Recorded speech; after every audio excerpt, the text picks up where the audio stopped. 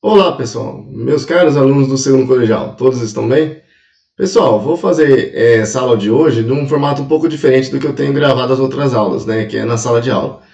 Quando tem aula que dá para a gente fazer pelo PowerPoint, que eu apresentaria dessa forma para vocês na escola, então eu vou apresentar aqui utilizando esse outro programa para gravar. Certo, pessoal? A aula de hoje é sobre as ideias pré-mendelianas.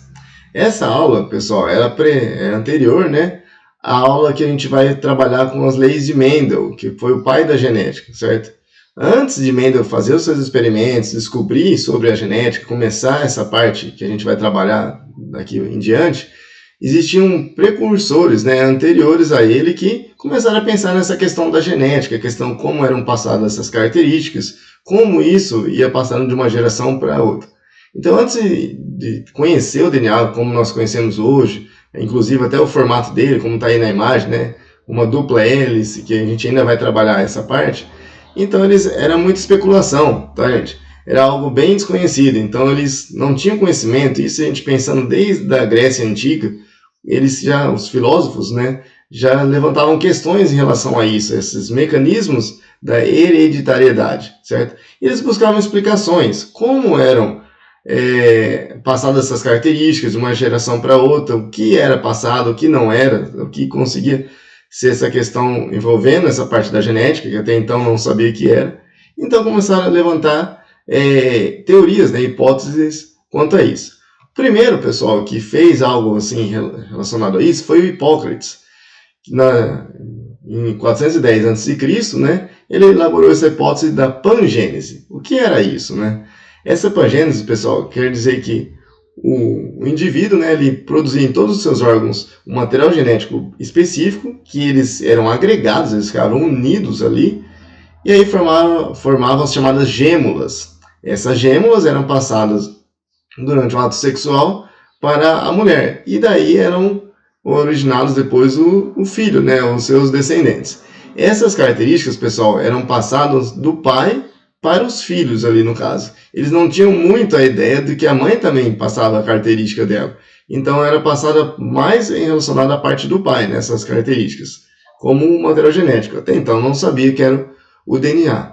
E o que acontecia, pessoal, é que uma característica do pai era passada adiante de uma forma assim, que era uma característica que ele já tinha adquirido. Um exemplo eu coloquei nessa imagem, né? Então se o pai fosse forte, tivesse uma musculatura grande ali, o filho também já seria dessa forma, já ia nascer parrudinho ali, um menino ou a menina, no caso.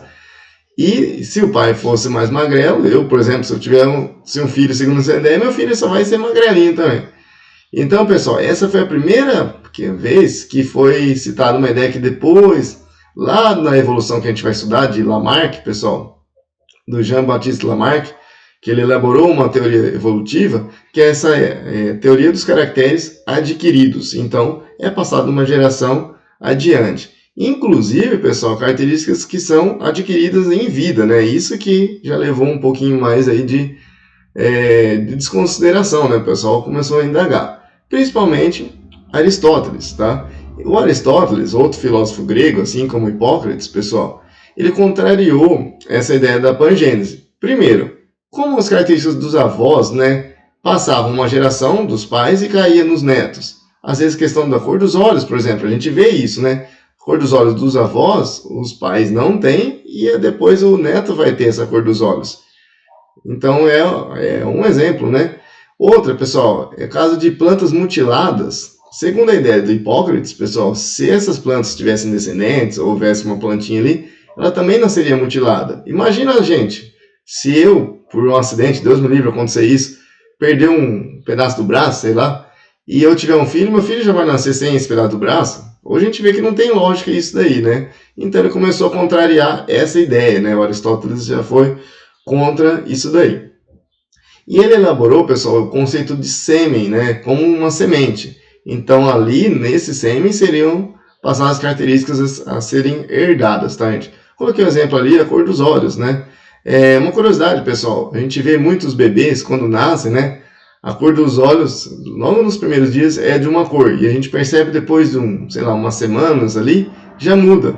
Isso acontece, pessoal, porque a hora que o bebê começa a receber a luz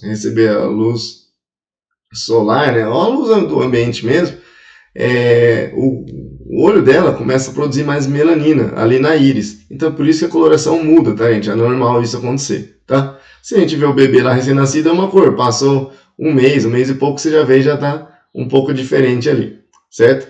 Então Aristóteles já foi contra isso daí. Passou-se muito tempo, pessoal, sem levar em considerações a respeito dessas ideias sobre a genética, né? Sobre essas características. Só lá depois, em 1667, esse holandês, pessoal, Anton van Leeuwenhoek, esse nome complicado, ele era um cientista holandês ali e ele desenvolvia, né, construía microscópios. Tem umas imagens ali ilustrando um pouquinho. Observando através desses aparelhos ainda primitivos, pessoal, ele descobriu os espermatozoides no sêmen. E ele elaborou a chamada hipótese, né, a ideia pré-formista, que dizia o quê? Que nesses espermatozoides é como se tivesse pequenos homenzinhos, pequenos serezinhos ali dentro dele. Tem até uma ilustração ali mostrando tipo um bebezinho pequenininho ali, tá, gente? Então isso que seria passado, então, em contato com o gameta feminino, que ainda não tinha ainda muito conhecimento nessa questão ali dos gametas, né? Então iriam passar essas características. Se desenvolvesse um menino ou uma menina, esse homenzinho ou aquela menininha, o menininho ou a menininha, né? Que iria se desenvolver ali, tá? Então era algo bem ainda precário ali, como se diz nas ideias. Só no século XIX ali, pessoal, com o avanço da microscopia, então foi possível observar, né, que a presença dos óvulos e os espermatozoides, apenas quando eles fecundavam, né, quando acontecia a fecundação, que se formavam os novos indivíduos. Então, o cruzamento, o encontro, né, desses dois gametas, que produzia os novos indivíduos. Aí sim começou a melhorar essa questão do estudo, tá, gente? Ali, pessoal, em 1856, o monge, né, já monge ali, Gregor Mendel, antes chamava Johann Mendel, pessoal, desenvolveu suas pesquisas na área da genética, que a gente vai trabalhar na próxima aula. Essas pesquisas ele trabalhou com ervilhas, ainda vou comentar sobre isso, só que não foram levadas em considerações, pessoal. Só em 1900, 6 anos depois da morte dele, que começaram a levar em consideração, descobrir, né, mesmo, essas pesquisas que ele tinha feito, tá? E que deu toda a base da genética, que até hoje vocês vão estudar, tá, gente? Então a gente usa essas leis que ele criou até hoje, tá? Em 1859, Charles Darwin publicou o livro A Origem das Espécies. Depois de anos que ele fez uma viagem, num navio, uma expedição, ele elaborou essa teoria junto com William Wallace e acabou publicando meio que junto os dois ali, tá, gente? Que foram ideias muito parecidas. Só que, detalhe, quando o Charles Darwin publicou isso aí, não tinha conhecimento ainda da teoria de Mendel, né? Da teoria da genética ali de Mendel. Então ele não agregou isso daí, tá? Certo, pessoal? Daí em diante, as leis de Mendel que a gente vai seguir na próxima aula, certo? Antes de encerrar, pessoal, verificando apenas algumas características humanas que a gente vai usar em uns exercícios que eu vou passar para vocês. Então a gente pode classificar as características de acordo com algumas definições. Se é uma característica genética, ou seja, ela é determinada pelo DNA do indivíduo. Por exemplo, a cor do cabelo, o tipo do cabelo, né, é determinada pelo DNA do indivíduo, certo? Hereditárias, se são transmitidas de uma geração para outra. Então, se uma característica é passada, a gente fala muitas vezes daquelas marcas de nascença, né? Então, por exemplo, alguém da família, a mãe ou o pai vai ter aquela marca e depois os filhos vão ter. Às vezes, pessoal, pode ser sim envolvida com a parte genética e com a parte hereditária. E isso pode ser passado adiante. Outras não, viu, gente? Nem todas são assim. Às vezes, a marca que o bebê tem, o pai não vai ter, a mãe não vai ter ali, tá? Então é de outra origem ali. Provavelmente, às vezes, no parto, às vezes no próprio período do feto ali, né? Período de desenvolvimento, da gestação, tá? Depois, características congênitas. Então, pode ser uma doença, por exemplo, ocorre quando os indivíduos apresentam desde o nascimento. Vamos supor, se a mãe é HIV positiva e se não fizer o tratamento adequado, o filho vai nascer com esse HIV já, tá? Então, isso seria uma doença congênita. E uma característica adquirida é aquela que o indivíduo não apresenta ao nascer. Então, depois de um tempo que ele vai adquirir, certo?